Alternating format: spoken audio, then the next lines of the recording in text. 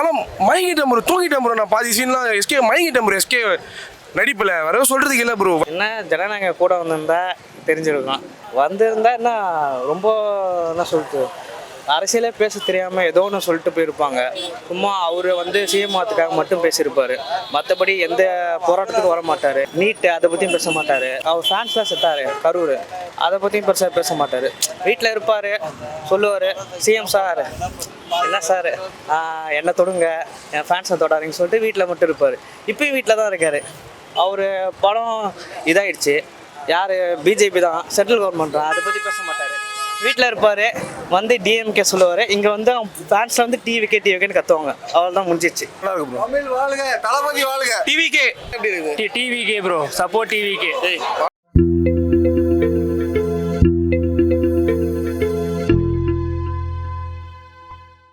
பிடிச்சிருக்கு, பண்ணிருக்காங்க. நல்லா இருக்குண்ணா.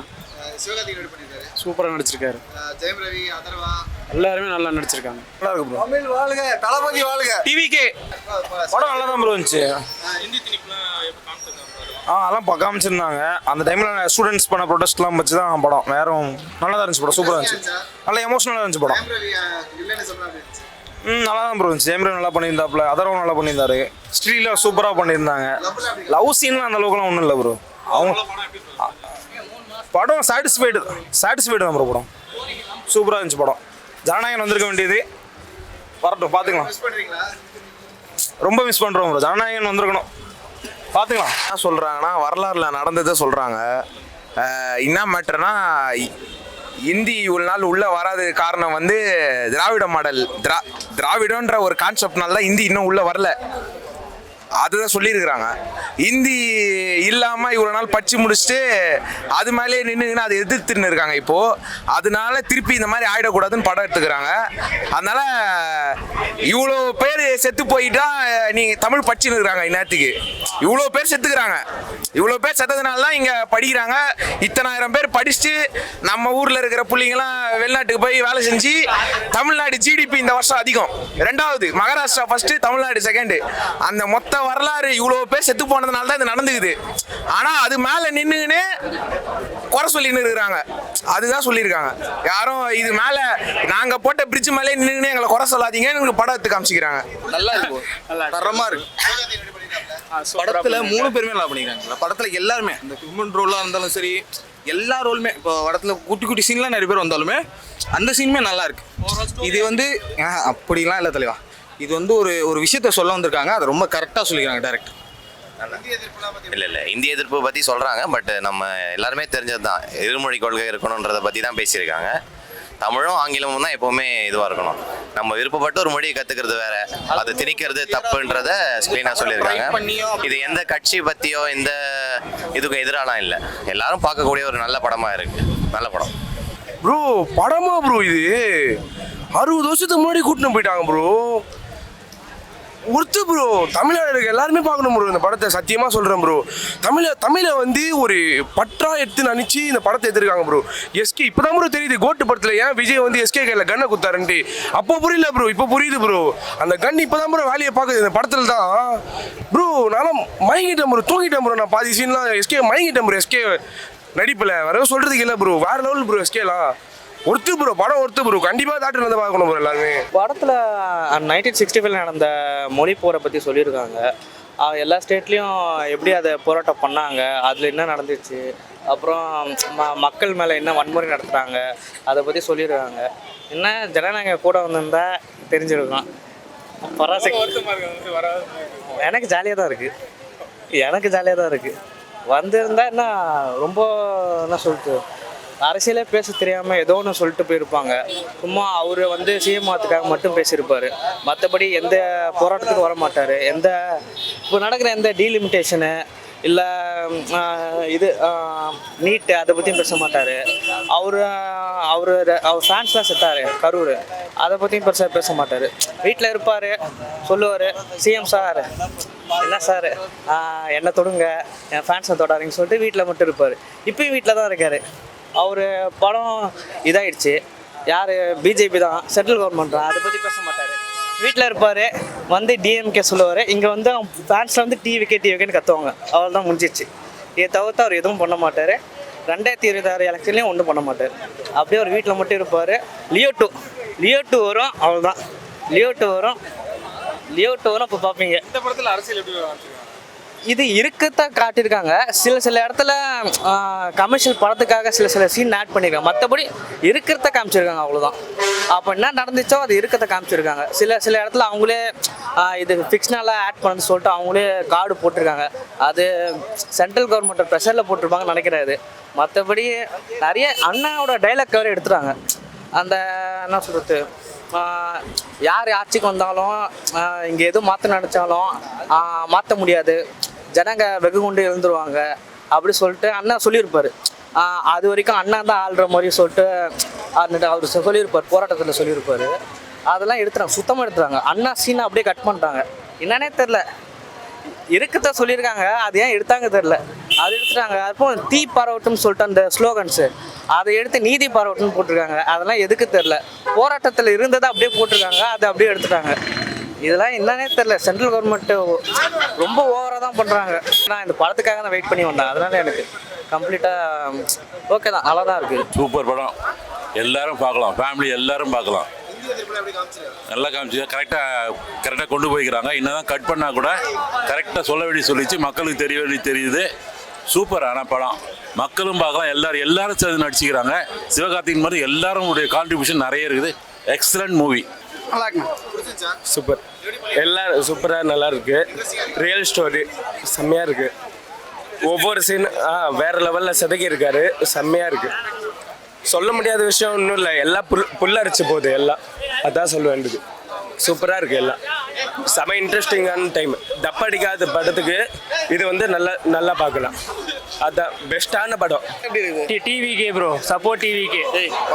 படம் நல்லா இருக்குதுங்க, படம் நல்லா இருக்குது. என்ன எதிர்பார்த்தோம், படம் என்டர்டெய்னிங்காக இருக்குன்னு நினச்சோம். படம் என்டர்டெய்னிங்காக இருக்குது, இன்ட்ரெஸ்டிங்காக இருக்குது. தமிழ் உணர்வுலாம் தூண்டுற மாதிரிலாம் இருக்குது. நல்லா தான் இருக்குது படம். லவ் சீன்லாம் எப்படி இருக்கு? அது எனக்கு தெரியல, ஆனால் படம் நல்லா இருக்குது. சென்சார் போர்டு போயிட்டு வந்திருக்கு, அதெல்லாம் எப்படி கட் பண்ணி போட்டுருக்காங்க? நிறைய சீன் நிறைய சீன் வந்து மியூட் பண்ணியிருக்காங்க, அதெல்லாம் ஓகே தான்.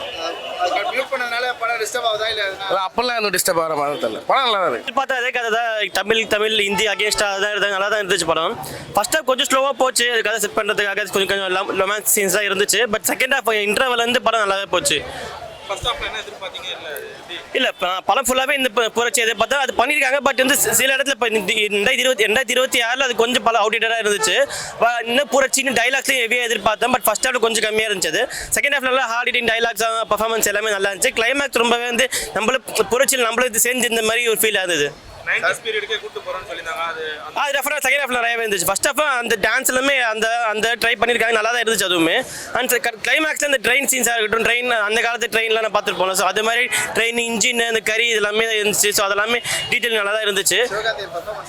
பர்ஃபார்மன்ஸ் வைஸ் எல்லாமே நல்லா பண்ணியிருந்தாங்க. சிவகார்த்திகேயன் இருக்கட்டும், அதர்வா வந்து சிவகார்த்திகேயனோட ஃபர்ஸ்ட் ஹாஃப் நல்லா பண்ணியிருந்தாரு. அண்ட் சிவகார்த்திகேயன் செகண்ட் ஹாஃப்ல வந்து சூப்பராக பண்ணியிருந்தாரு. அது இல்லாமல் ரவி மோகன் அந்த ஸ்டீரியல் 2 பேருமே நல்லா பண்ணியிருக்காங்க. ஸ்டீரியலுக்கு தமிழ் டெபியூட் தான் இது. ஸோ அதுலுமே ஜஸ்ட் சும்மா வந்துட்டு போகாமல் அவங்களும் இந்த ஸ்டோரிக்குள்ளே இந்த புரட்சிக்குள்ளே இருந்தாங்க. ஸோ அது வந்து நல்லாவே இருந்துச்சு.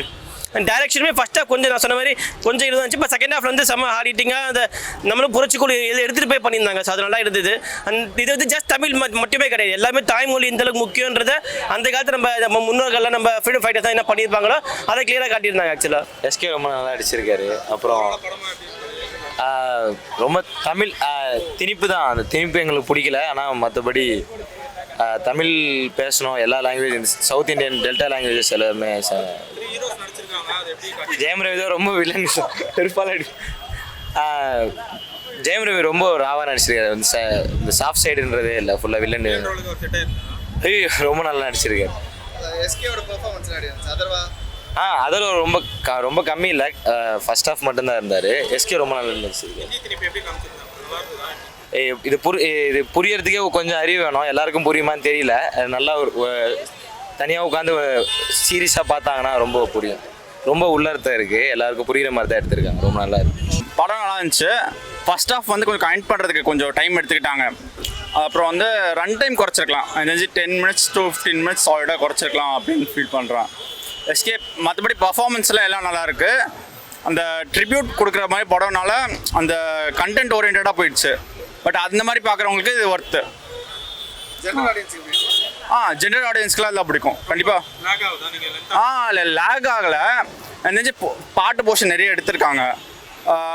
அது அந்த இடத்துல ஓகே. பட் வந்து ஒரு அங்கே ஒரு 5 மினிட்ஸ் கட் பண்ணி மற்றபடி 10 மினிட்ஸ் கட் பண்ணி தான் அங்கங்கே கரெக்டாக இருந்திருக்கும் அந்த மாதிரி. மற்றபடி ரொம்ப லேக் இல்லை. ஓகே தான். 90s பீரியட்ல எப்படி காட்டியிருக்காங்க? விஷுவல்ஸ்லாம் நல்லா பண்ணியிருக்காங்க. டைரக்ஷன் ஆக்டிங் டைரக்ஷன்ஸ் ஆக்டிங்லாம் ஓகே. அதை டைம் மட்டும் கட் பண்ணிக்கலாம் சொல்கிறேன். மற்றபடி ஓகே தான். ரொம்ப ஒரு டாக்குமெண்ட்ரி ஃபீல் அந்த மாதிரி எதுவும் கொடுத்துடாம ஸ்க்ரீன் பிளேவாக வந்து அப்ஸ் அண்ட் லோ வச்சு கொஞ்சம் நல்லாவே பண்ணியிருந்தாங்க. லவ் ட்ராக் வந்து அதில் பெருசாக ஃபோக்கஸ் இல்லை. பட் ஃபர்ஸ்ட் ஆஃப் வந்து சில லவ் ட்ராக் ட்ரை பண்ணியிருக்காங்க. பட் அது ஆனால் கதைக்கு எந்த அளவுக்கு ஹெல்ப் பண்ணிச்சுன்னு தெரியல. பட் ஆனால் அது மூலயமா கொஞ்சம் இது ட்ரை பண்ணியிருந்தாங்க. அந்த ஆமாம், கரண்ட் பாலிடிக்ஸும் இன்னமும் அந்த பிரச்சனைகள் வந்துட்டு தானே போயிட்டு இருக்கு. ஸோ அதனால வந்து கரண்ட் பாலிடிக்ஸ்க்கு வந்து அது கண்டிப்பாக ஹெல்ப் பண்ணும். அந்த மாதிரியான அதர்வா எனக்கு வந்து பர்சனலாக அதர்வாவோட கேரக்டரைசேஷன் அவரோட ரோல் ரொம்ப பிடிச்சிருந்துச்சி. கம்பேரிட்டிவ்லி அவர் நல்லா ஸ்வாகாக செம்மையாக பண்ணியிருந்தார். சிவகார்த்திகேயன் வந்து அந்த மெச்சூர்டான ஒரு லெவலில் கரெக்டாக அந்த மெச்சூரிட்டி லெவலில் ஹேண்டில் பண்ணியிருந்தார். ரவி மோகனும் வந்து அந்த வில்லனிசம் பெட்டர் தான். ஓகே, அவர் வில்லனிசம் அதுக்கு பெருசாக அவர் வில்லனிசம்காக ஃபோக்கஸ் பண்ணல, கேரக்டராக அவரை வச்சு கொண்டு போயிட்டாங்க. அதை விட அதிகமாக இருந்துச்சு ப்ரோ. கரியர் டிஃபைனிங்காக இருக்கிறேன். இது அமரன் விட நல்லா இருக்கும் இந்த படம். லவ் மட்டும் கொஞ்சம் லேக் ஆச்சு ப்ரோ. லவ் சீன்ஸ் லேக் ஆச்சு. மற்றபடி படம் பார்க்க வேண்டிய படம் ப்ரோ. எல்லாரும் பார்க்க வேண்டிய படம். ஜெயம் ரவி நல்லா தான் பண்ணியிருந்தாரு. இது வந்து நிறைய பேருக்கு தெரியாத விஷயத்தை காட்டியிருக்காங்க. நியூ ஜெனரேஷன்லாம் தெரியாது, அது காட்டியிருந்தாங்க. பொலிட்டிக்கலாக காட்டியிருந்தாங்க, நிறைய விஷயத்த காட்டியிருந்தாங்க. என்னென்ன ஸ்கேலில் திங்ஸ் நடந்துச்சு அது காட்டியிருந்தாங்க. மற்றபடி லவ் தான் ப்ரோ எனக்கு கொஞ்சம் கன்வின்சிங்காக இல்லை ப்ரோ அவ்வளோ. அது மீன்ஸ் அது மட்டும் கொஞ்சம் லேக் ஆச்சு. மற்றபடி ஜிவி பிரகாஷ் இன்டர்வெல் ஓஸ்டிலாம் ஃபுல்லாக பிரிச்சிட்டாரு. சாங்ஸு 2 சாங்ஸ் நல்லா இருந்துச்சு.